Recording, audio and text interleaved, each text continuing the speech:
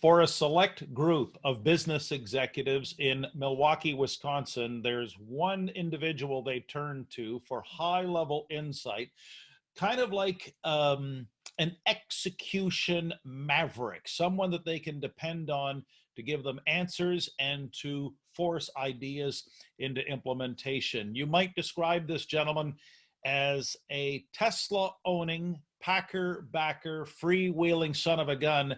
His name is John Howman. I call him the most interesting man in Milwaukee. And John, you're joining us all the way from the free state of Arizona. So how does the business landscape look from where you are right now, my friend? Well, I think uncertainty is probably the watchword of the day. And I don't see the uncertainty going away anytime soon. So the real trick is, how do we cope with uncertainty during uncertain times? So I'm happy to be in the state of Arizona today because I think they have done a nice job handling the COVID crisis. Probably better than what we've experienced in Wisconsin at this point.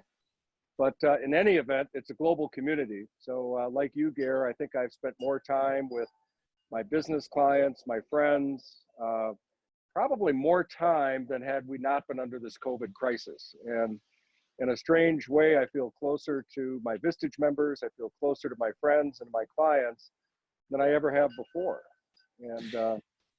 And that brings up an interesting topic of discussion, John, because for all your motorcycle riding and freewheeling style, you are one of the leaders in the Vistage community of chairs who works with high-level CEOs.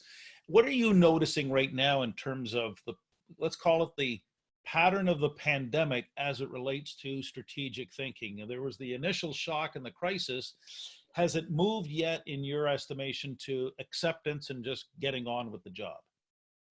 Well, I think part of what you're alluding to, and Gustavo Grutnitsky certainly made the point in one of his presentations, that what we're going through now is very similar to Kubler-Ross's 5 stages of death and dying, where we started in denial and we got into anger. At some point, we start to negotiate. And at the bottom of that 5 stages of death and dying is called the pit of despair. And, I think one of the jobs that we have as leaders is to make sure that we can move our employees, our customers, the people that are most important to us through that pit of despair. And it's a very real concern.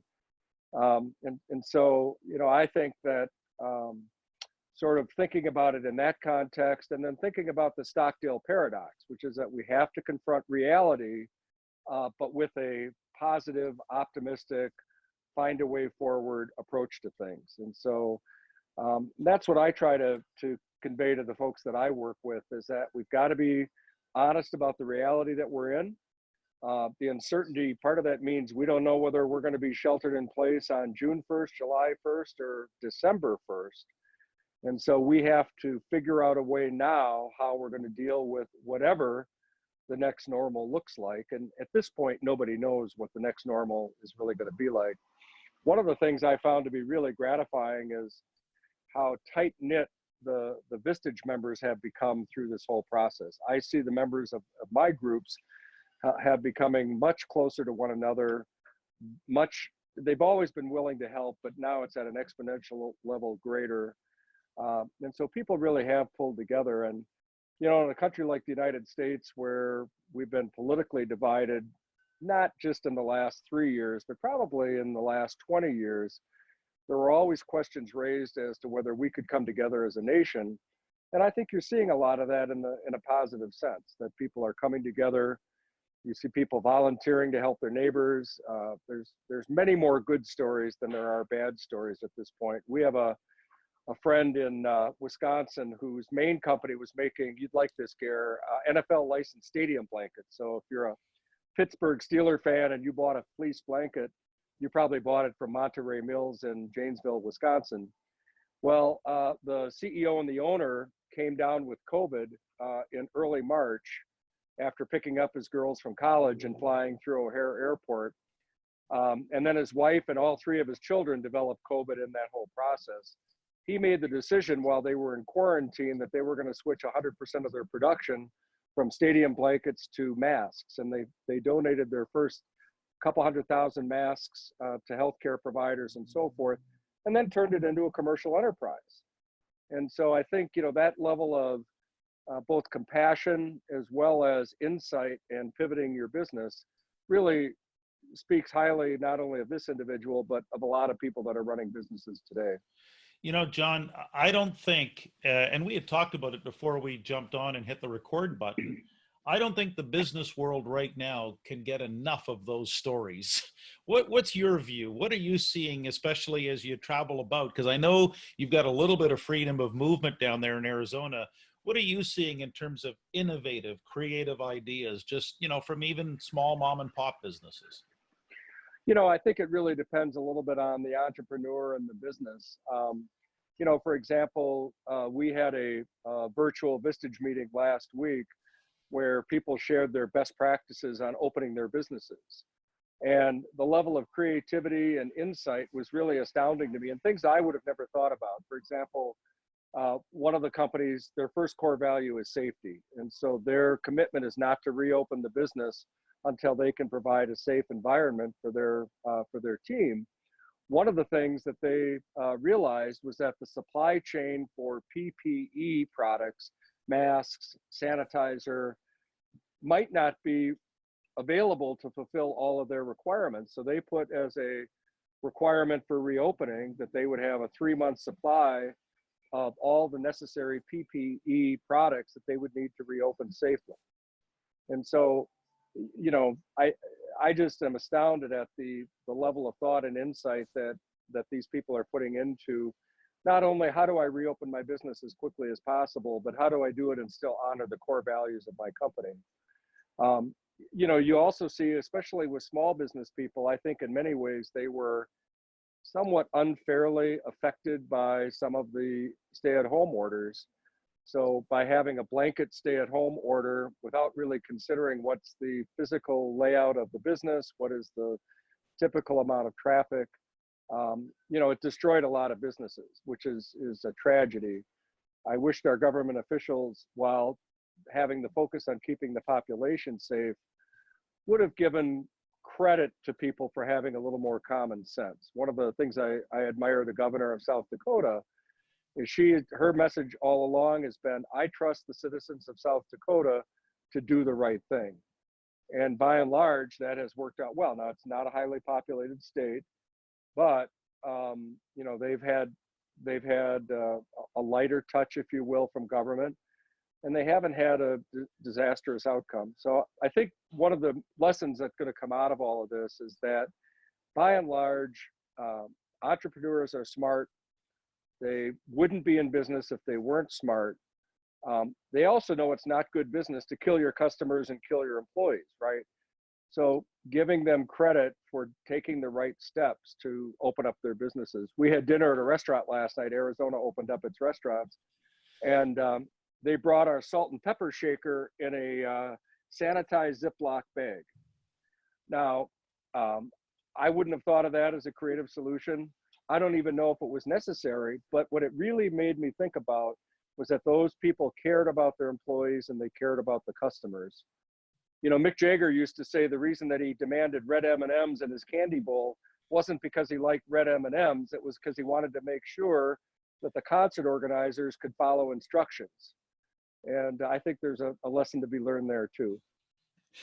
You know, John, in your Vistage group in Wisconsin, leaders are turning to you for strength and wisdom, guidance.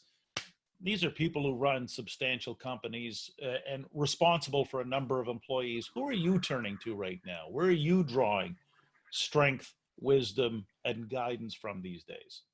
Drawing it from my Vistage members. I mean, I think one of the greatest things about being in a tribe or being in a community is that, you know, we're co-equals, and we're all in this together.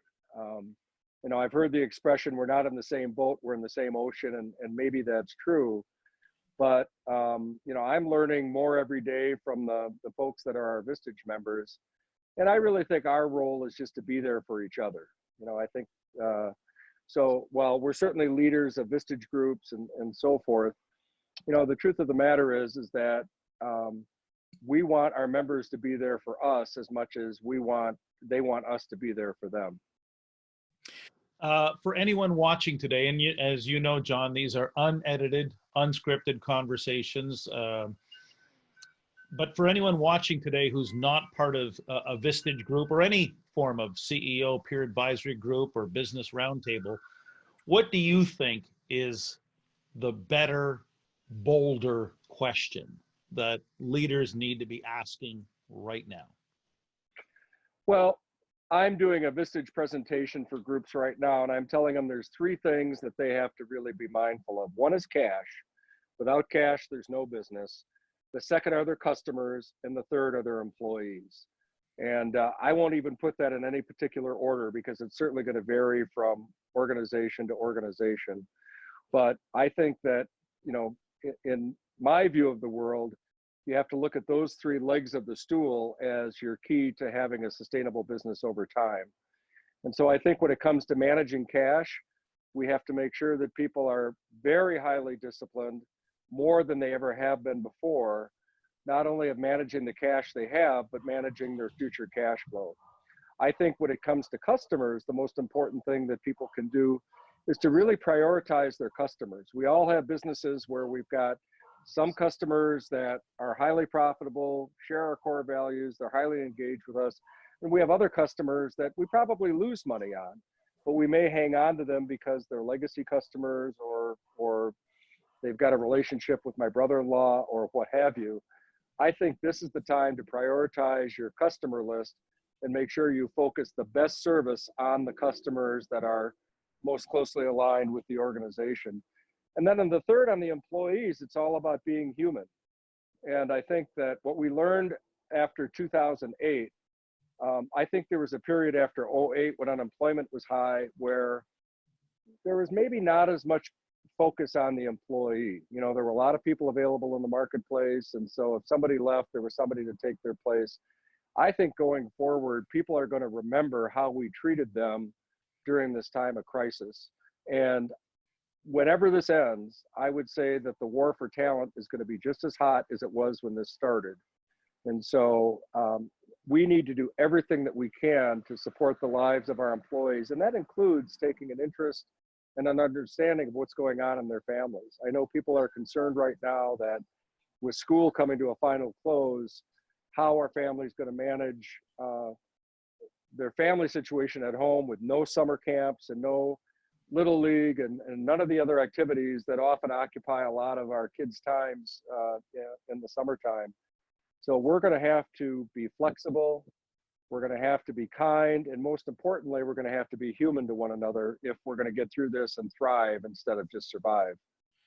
That is so very, very well said from John Howman. He is one of the great Vistage international chairs. I call him the most interesting man in Milwaukee. But what I like about what John just shared is that going forward, already business leaders not only have to have an attitude of gratitude, but also considerable latitude with respect to some of the more human elements that we're all getting acquainted with and being more connected like never before. So on that note, we certainly thank John for stopping by out of the free state of Arizona by way of Milwaukee and for sharing some of these thoughts with you so that somehow small business can move forward, that we can lead better together and emerge much stronger in these historic times. Well, Garrett, thank you. And as always, I'm grateful to call you a friend. We've had a lot of times together. I don't know if you recall the 20 below zero day where the pipes froze and you had to give a presentation in a ad hoc meeting room because we were under the polar vortex in Wisconsin, as well as the fun we've had and talking about the Green Bay Packers. So, I'm just happy to call you a friend, Garrett. Same here, John, and continued success and good health out there in Arizona. Absolutely. Thank you. Okay, bye-bye.